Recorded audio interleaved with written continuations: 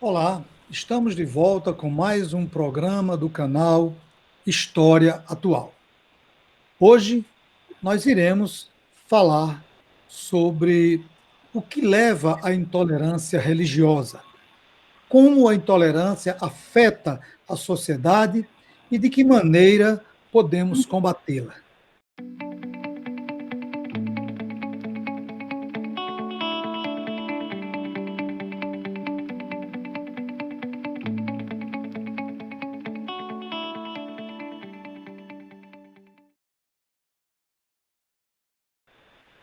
O entrevistado de hoje é o professor Orivaldo Pimentel Lopes Júnior. Orivaldo é professor titular da Universidade Federal do Rio Grande do Norte, pós-doutorado na Universidade de Pádua, na Itália, doutorado em Ciências Sociais pela PUC São Paulo, mestrado em Teologia pelo Seminário Batista no Rio de Janeiro e também um segundo mestrado em Ciências Sociais pela Universidade Federal do Rio Grande do Norte. Tem a formação básica em Teologia pela Faculdade Teológica Batista de São Paulo e tem publicações na área de epistemologia das ciências sociais, sociologia da religião, teologia, problemas urbanos. Coordena, desde novembro de 2009, o grupo de pesquisa Mitos Logo. Dentre as suas várias publicações, entre livros e artigos, nós destacamos algumas. O dualismo das igrejas evangélicas e sua postura sociopolítica, Religião e Sociedade, volume 40, de 2020, Deus Não Está Morto, a revista Cronos, volume 19, 2019, Um Outro Mundo Já Começou, Questões para a Escatologia Cristã, revista de Estudos de Teologia e Ciências da Religião, volume 10, 2012, e Religioso Consumista ou Discípulo de Cristo, a Estudos Temáticos, volume 29, 2010. É com muita satisfação que recebemos em nosso programa o professor Orivaldo, com quem dividimos bons momentos de discussões quando ele foi o meu orientador do meu doutorado. Orivaldo, seja bem-vindo. Obrigado mais uma vez por ter aceito o nosso convite. E gostaria de começar levantando a seguinte questão. Você poderia fazer uma comparação entre o discurso de verdade universal e as práticas das religiões majoritárias ou ditas universais e as religiões minoritárias em torno da intolerância religiosa? Essa ideia, essa pretensão à verdade absoluta, ditadas pelas religiões universais, em querer pintar o mundo com suas cores e crenças, seria um elemento motivador da intolerância? Seja bem-vindo, amigo. Lemuel, muito obrigado pelo convite tão honroso de estar nesse seu programa, nesse empreendimento assim, extremamente importante, elucidativo, oportuníssimo, para que nós possamos pensar a história atual, uma história que todos estamos vendo, cheia de novidades, cheia de momentos cruciais, e que no futuro serão observadas como momentos que fizeram divisões, né, divisões de águas, e a gente está passando por isso sem um instrumento de reflexão que o historiador, que a ciência da história pode nos dar, realmente é muito arriscado. Então, o seu programa tem essa grande contribuição. Pois bem, vamos conversar, né, sobre essa questão da intolerância religiosa, uma questão que todos experimentamos, vemos, assistimos, muitos de nós fomos até mesmo alvos, né, de intolerância religiosa. Eu cresci no interior do Espírito Santo, meu pai era pastor ali, de uma igreja batista, e eu me lembro muitas vezes que nós tínhamos situações de discriminação. Uma vez o carro do meu pai foi todo depredado, porque ele tinha ido a um sítio fazer uma pregação. Então, são experiências assim que muitos cristãos evangélicos no Brasil passaram nos idos dos anos 60, 50, 40 para trás, onde eles eram uma minoria, né? Ou tinham pelo menos uma condição de minoria. Eu acho que a gente tem que diferenciar entre minoria de fato e condição de minoria, ou maioria e condição de maioria, porque não é uma questão puramente numérica, é uma questão de presença, de hegemonia, de produzir uma condição, uma sensação de maioria que dá ao grupo certas prerrogativas que descambam na intolerância religiosa. Então, esse grupo que foi alvo no Brasil de intolerância, ao chegar a uma condição de maioria, não é maioria, repito, o percentual de evangélicos no Brasil não deve estar por volta dos 30%. Entretanto, esse grupo se arvora, dada a sua presença na política e a organização que tem, a ter essa tendência. Quanto à questão da verdade, né? Então, todos os grupos religiosos, eles tendem a impor ou presumir que a ideia que eles defendem, que eles entendem como sendo uma revelação fidedigna das coisas, é a verdade. E eu acho isso compreensível. Você faz adesão a uma religião e acredito que você faça porque acredita naquilo que está sendo colocado. Entretanto, o que é preciso entender é que nem mesmo essas verdades são absolutas, são finais. Se nós formos estudar o progresso do pensamento, das religiões, das crenças religiosas, a gente percebe o quanto, ao longo do tempo, elas vão se transformando, se alterando dentro da perspectiva original. E, além do mais, ela é diferente de outras perspectivas. Isso é que é o mais interessante do campo religioso. Porque a religião, diferentemente de outros setores, outros modos da sociedade, ela se caracteriza pela particularidade do grupo. Então, um determinado grupo tem um determinado conjunto de crenças que é próprio deles e que é diferente do B, do C, do N. Então, essa particularidade da crença de um grupo religioso teria que colocar esse grupo numa situação de precaução, de cuidado, de cautela, de respeito pelas outras versões. Entretanto, há toda uma busca de que essa forma de crença seja universal, como você disse, se torne uma verdade universal. Esse é um terrível equívoco e com consequências extremamente prejudiciais, não somente para a relação entre as diferentes religiões, mas também para a própria democracia, para a própria condição de funcionamento de uma sociedade, que vai ser, nesse momento, submetida por uma outra concepção de realidade, de verdade, que estaria supostamente acima dela. Né? Isso nós assistimos, por exemplo, na Idade Média, com relação ao catolicismo e o cristianismo, né? Não podia falar de catolicismo,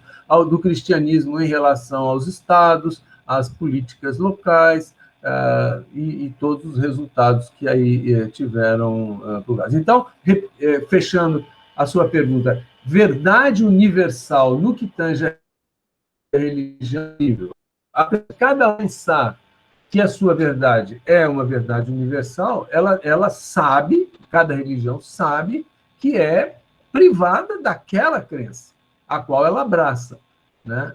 E que almeja que todos, ou algumas religiões almejam que todos cheguem àquela crença igual, mas isso não vai acontecer, isso não acontece, Então, as religiões deveriam ser, vamos dizer assim, laboratórios de democracia, laboratórios de tolerância, laboratórios de aceitação. Mas, infelizmente, nós vemos que isso não acontece quando esse espírito, essa suposta condição de maioria vem na cabeça desses grupos religiosos. Orivaldo, a gente escuta muito no meio popular comentários de calçada, né, que o dinheiro, o poder econômico move as igrejas, né? Existe um interesse econômico sobre o discurso de menosprezo de algumas religiões para com outras, ou seja, quanto mais fiéis, mais caixa para a minha igreja. Isso seria um elemento motivador da intolerância? Sim, evidentemente que sim. Porém, as coisas não são assim tão simples assim de dizer que o que move a religião é a questão econômica, é a questão financeira, e que a aparência do discurso religioso é apenas uma aparência, mas o que está realmente por baixo de tudo isso seria o interesse econômico. Isso é uma terrível simplificação. Há um conceito que os cientistas da religião, cientistas sociais da religião, não cientistas da religião, cientistas sociais da religião, especialmente um francês chamado Pierre Bourdieu, que desenvolveu a noção de capital simbólico, né? Que cada religião teria como... Porque ele diz que as religiões têm uma etapa profética, em que ela reage ao establishment, e depois ela se estabelece, se estabiliza e se estabelece, e aí entra numa fase sacerdotal, na qual essa religião ela vai lutar através dos seus agentes religiosos, chamados sacerdotes, sociologicamente falando, sacerdotes, eles vão lutar pela manutenção daquele capital, por aquele capital simbólico. Ou seja, eles não vão permitir ou não vão lutar para que não aconteça uma delapidação desse capital, porque ele é importante para a manutenção daquela religiosidade e a ampliação dela entre mais e mais fiéis. Quanto mais fiéis aderem àquela religiosidade, maior é o capital simbólico que ela tem, porque mais ela se impõe, mais há uma noção de, na medida em que mais pessoas aderem àquela religião, então é um indicador forte de que é uma boa religião. Então, haveria esse interesse de ampliação do número de adeptos para dar esse reforço do capital. O problema é que o Bourdieu faz uma separação muito forte entre o capital simbólico e o capital econômico. Isso não existe. Na verdade, o capital econômico e o simbólico andam juntos, andam interligados. Se uma determinada religião aumenta o seu capital simbólico, aumenta o seu capital econômico também. Não tem, são coisas que funcionam. Na medida em que aumenta o capital econômico, ela aumenta a capacidade que ela tem de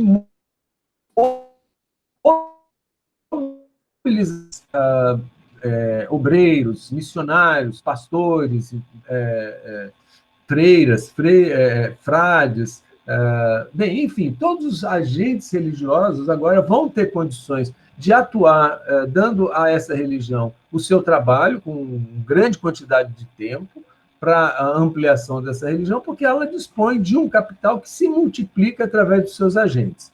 Então, dizer assim que o interesse da igreja é puramente o capital econômico seria uma simplificação. Não estamos diante disso, porque se fosse simples assim, não haveria adesão.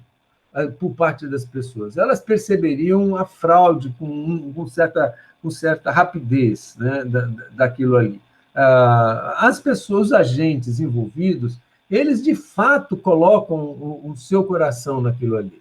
E é justamente essa adesão, esse vínculo existencial com o capital simbólico é que atrai as pessoas. Então, a gente não pode pensar no econômico assim exclusivamente, e nem no simbólico exclusivamente. Isso seria uma simplificação que daria uma margem a incompreensões profundas do fenômeno religioso. Orivaldo, saindo um pouco dessa esfera mais geral e tocando num assunto que mexe com toda a sociedade, não só brasileira, mas universal. A intolerância contra as religiões de matriz africana não teria como pano de fundo a intolerância racial contra os negros? Novamente, Lemuel, a gente está diante de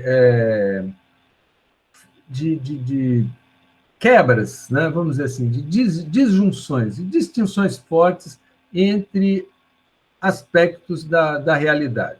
Nós não podemos fazer esse tipo de separação cirúrgica entre a intolerância do tipo religiosa, da intolerância do tipo racial, da intolerância do tipo gênero. Todas essas intolerâncias, elas estão interligadas. Às vezes, aciona-se uma em função da outra, outra em função da uma, e assim vai sucessivamente. O caso da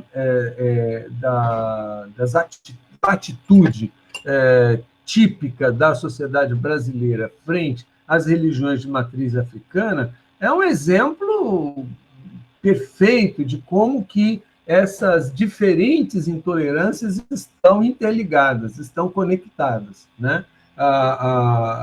Associar a religiosidade ao fetichismo, a religiosidade de matriz africana, ao fetichismo, como se as outras religiões não tivessem elementos simbólicos aos quais elas dão uma força, vamos dizer, festa mesmo, né? Quem é o cristão que anda com o seu crucifixo, ou pelo menos que tem uma cruz, ou que tem um santo em casa, ou os próprios protestantes que se agarram à Bíblia como se fosse um escudo. Então, todos esses elementos em que se dá uma valoração imensa ao físico, como se fosse o físico algo que portasse uma potência em si mesma e que chamamos de fetichismo, não é patrimônio das igrejas, as religiões de matriz africanas ou indígena ou ameríndia, como se costuma dizer. Isso é um fenômeno do religioso como tal, de todo fenômeno religioso. Então, vamos cortar essa questão aí do fetichismo. Vamos entrar com outras questões. Que as divindades que eles adoram são divindades que se associam ao panteão maligno das outras religiões. Ora, isso é uma tolice, é você querer ler uma religiosidade pela outra. É você querer encaixar uma religiosidade contra a outra. A gente estava conversando pessoalmente no outro momento sobre a questão do sincretismo. Sincretismo é isso, às vezes é você tentar impor uma leitura do seu panteão, da sua teologia, do seu corpo doutrinário a outro. E isso dá uma confusão, só pode dar uma confusão, porque você vai querer associar divindade tal com o demônio X, e aí, ou com o santo Y, e as coisas não funcionam desse jeito. Nós temos que entender que são universos simbólicos distintos, né? Pois bem, então, o que acontece? Mobilizar acusações dessa natureza são desculpas, Lemuel, são desculpas para continuar mantendo uma categoria que foi trazida para o Brasil em condição de escravidão, numa condição de subserviência, numa condição de servidão, né? De servidão. Na verdade, o que a gente percebe é que o espírito escravagista ainda perpassa no coração de muitos brasileiros. E utilizar a desculpa da religiosidade para menosprezar as pessoas de pele negra, preta ou parda, seja lá o que for, é racismo, nada mais é do que racismo. E o racismo tem um fundo de interesse econômico daí, claro, né? Então, as coisas estão assim interconectadas, e ao combatermos a intolerância, vamos botar aqui, entre aspas, religiosa, nós estamos combatendo racismo, nós estamos combatendo classicismo, nós estamos combatendo LGBTfobia, nós estamos combatendo coisas, é luta semelhante, é luta igual, que precisa ser encarada dessa maneira. Estamos encerrando o nosso primeiro bloco e eu aproveito e pedir para você se inscrever no nosso canal, dê um like, compartilhe a nossa programação. Toda semana nós temos um tema diferente, um convidado diferente. E estamos conversando com o professor Orivaldo Lopes Pimentel Júnior, da Universidade Federal do Rio Grande do Norte. Em instantes, o segundo bloco da nossa entrevista.